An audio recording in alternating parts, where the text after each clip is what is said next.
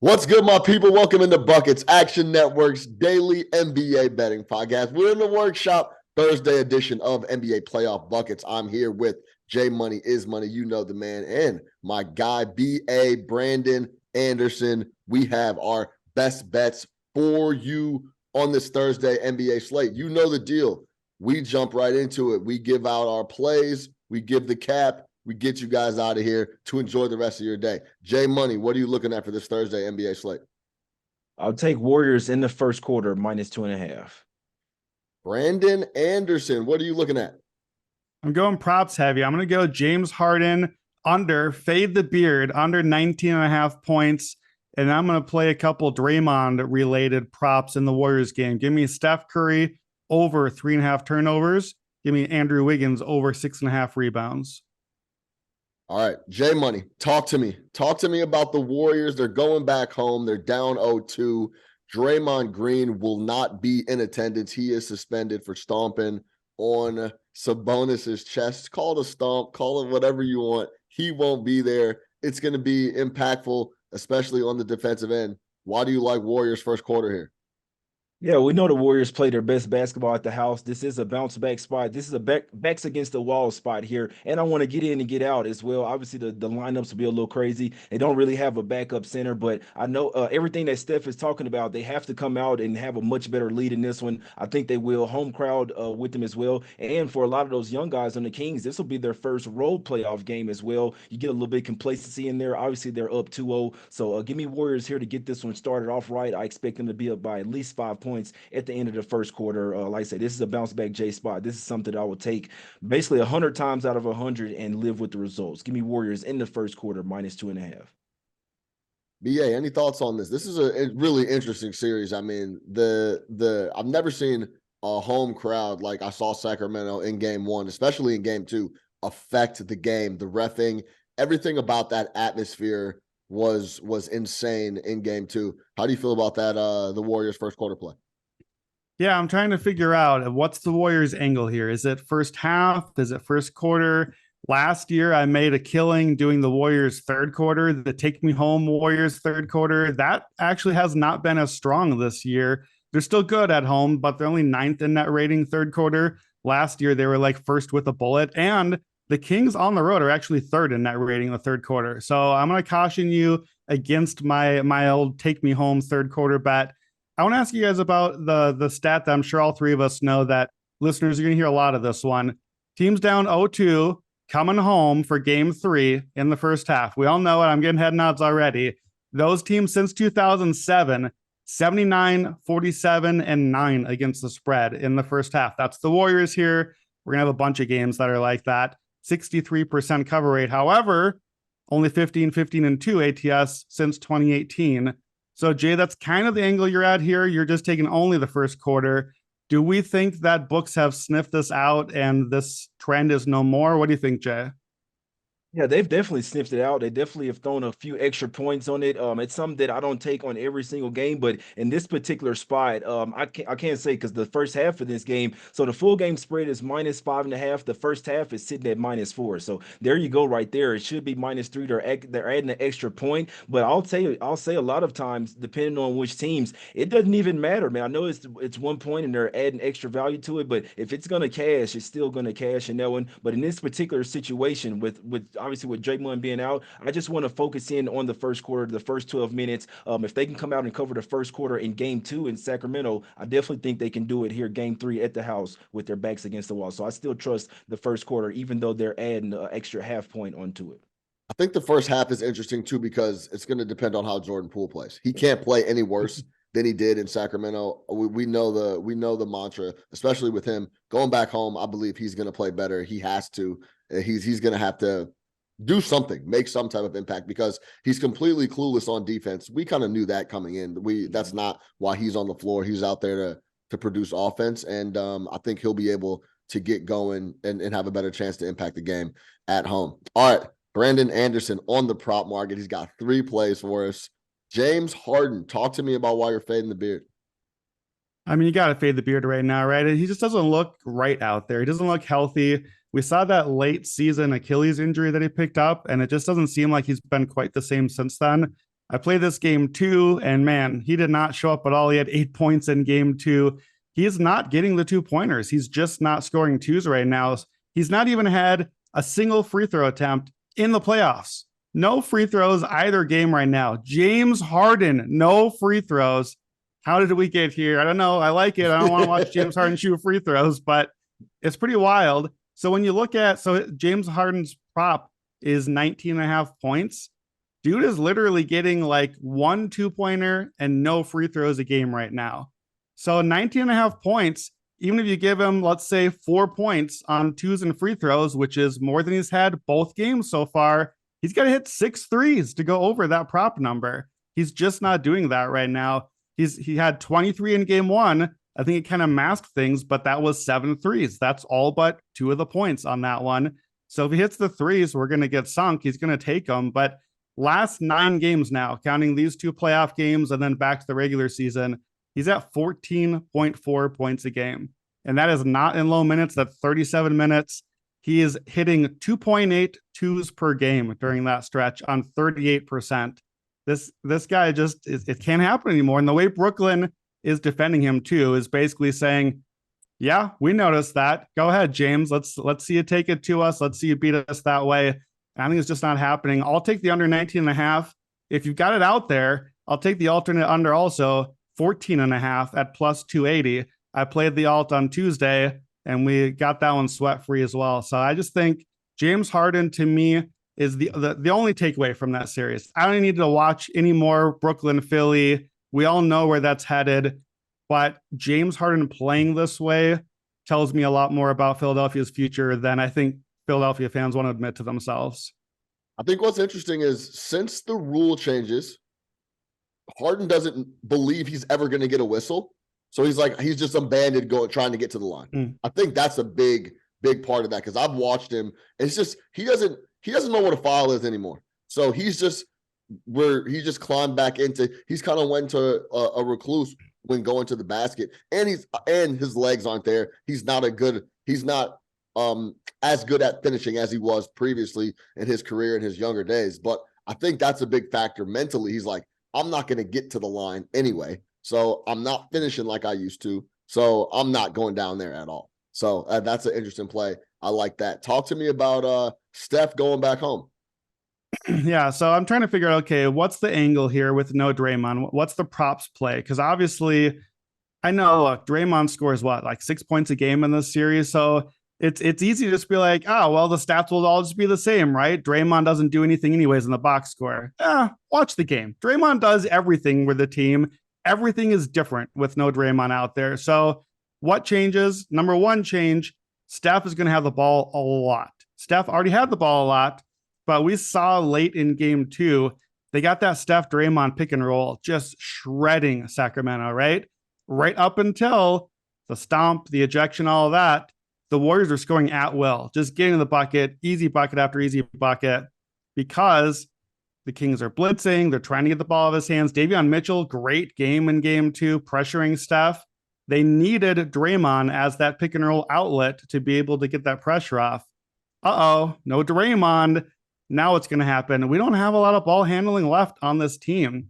Clay, I don't need Clay dribbling as much as I've seen him in this game. Late game 1, I thought Clay had way too much dribbling, try to do a little too much. He's going to have to. Dante DiVincenzo maybe gets a little bit more. I think it's just going to have to be a lot of Steph. We don't have a lot of options left here. So over 3.5 turnovers. He's had 5 turnovers, both games in the series. Davion Mitchell, he's really pressuring him, making him even just to get the ball past half court. Davion is making him work for it. I think they're doing that on purpose, trying to tire him down. They're going to blitz Curry, try to get the ball out of his hands. And we know sometimes for some players that would mean no turnovers or no assists because you're just a non-factor. For Steph, he'll do the kind of over the head pass or behind the back or, we've seen it. We all know what Steph does with these passes. So this season, 32 plus minutes, Steph had at least 4 turnovers in 25 out of 54 games. So 57% hit rate, average 3.7 per game. And only twice before this game has Steph played without Draymond this year. He had 6 turnovers in each of those games as well. So it's a tiny sample, but it makes sense. When Draymond is not out there to take some of the handling pressure, and he really runs point a lot for this team. Steph is going to have the ball a lot, and they're really pressuring him. J Money, Draymond averaged 8 assists all year. Number one facilitator for the Golden State Warriors. Second best was Steph at 4. How do you feel about that and what BA said? Because all season long, also, the Kings have played better defense on the road than at home. At home, they try to just run you off the floor and just score more points than you. On the road, defensively, they lock in a little more, and they've looked sensational on ball defense to start this series.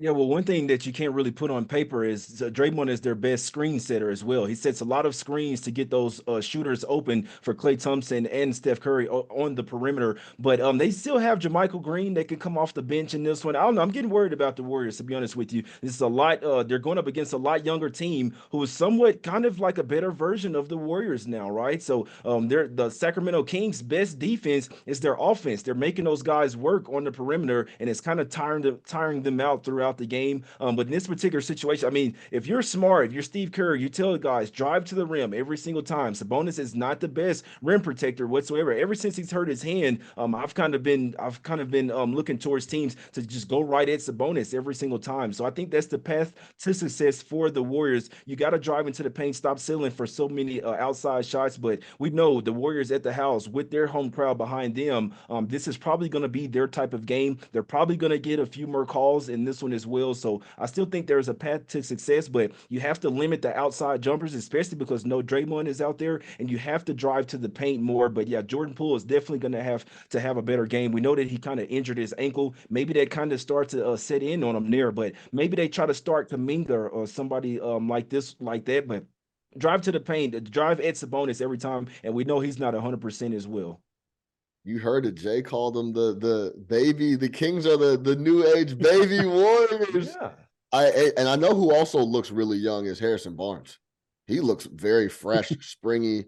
He looks very good. All right, BA, talk to me about Maple Jordan, Wiggins. Yeah, I mean, I think that kind of ties to what Jay is saying. I agree. Sabonis is not protecting the rim well on the one end.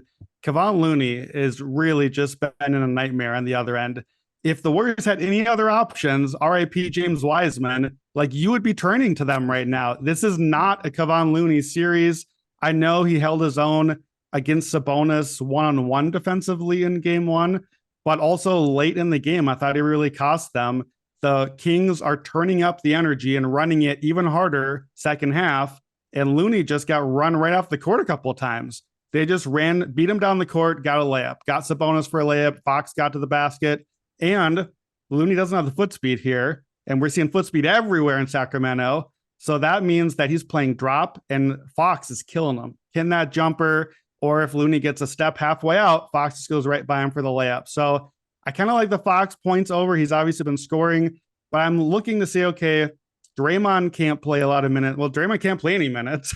Looney, I don't think is going to play a lot of minutes. And if he does play more, he might just get in foul trouble anyway. Somebody's going to have to play big for Golden State. I think Andrew Wiggins is basically the only other option here. I know, Jay, you mentioned JaMychal Green. You mentioned Kuminga.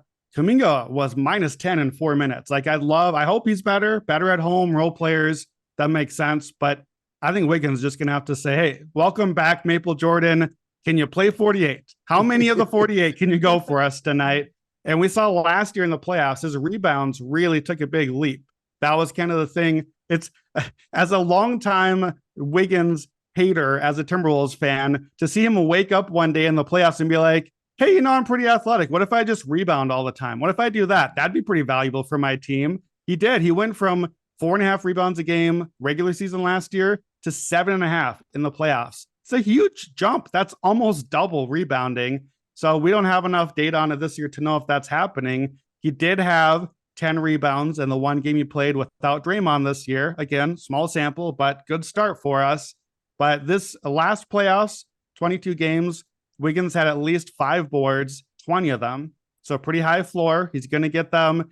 He had at least 8 boards in 10 out of the 22. So that's almost half of those. We only need 7. And it's basically priced even at minus 102 right now at FanDuel, our sponsor.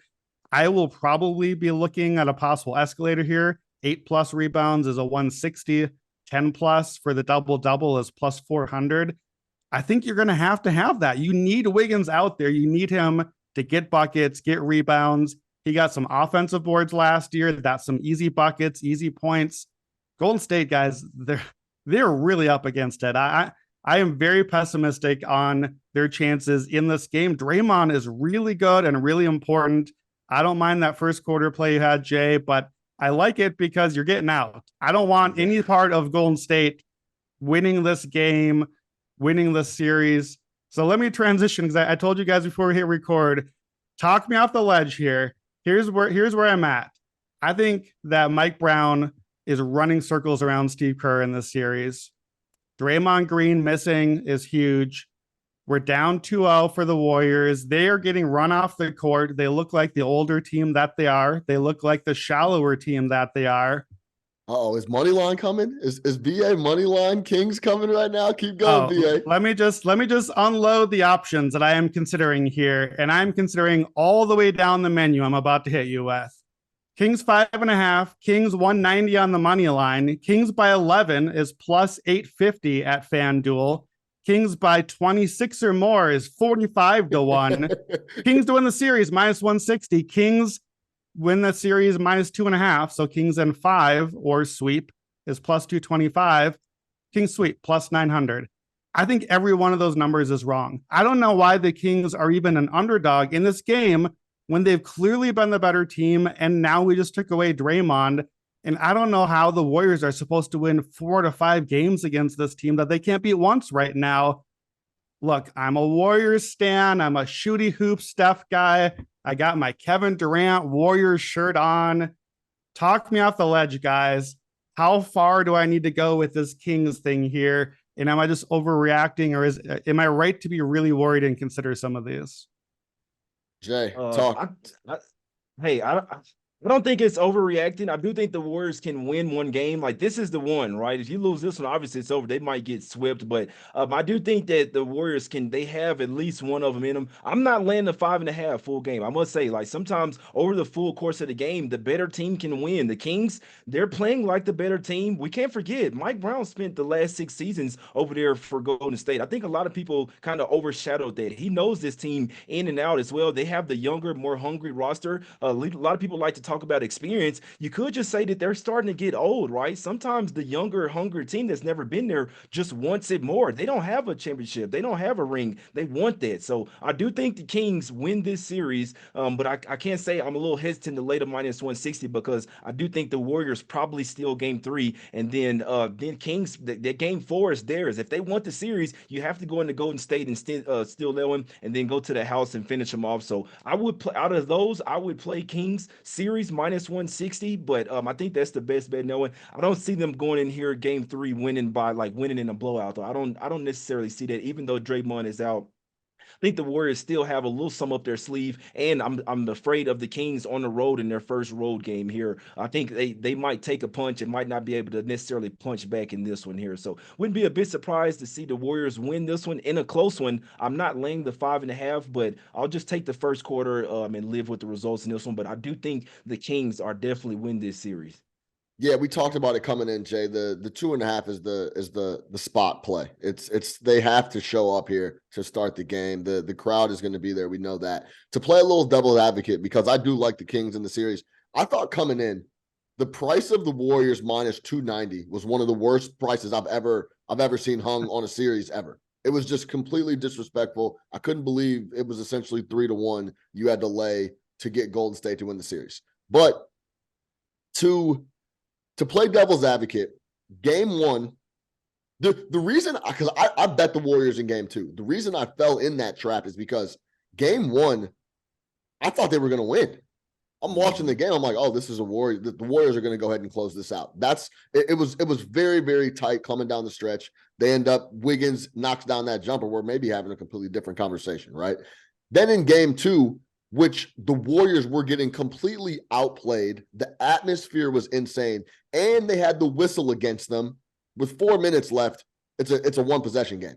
So going with all that going against them, the Warriors were still right there. They're now going home. The no Draymond is massive He essentially is the point guard. He's the screener. And let's talk about, you know, he's that attitude on the floor as well. Mhm. Like, that's the one thing that you want to talk about. Jay talks about screens not being in the box score. That, and then just that attitude and bravado that he brings on the floor is going to be missing, because I know this, the Kings aren't scared of these guys.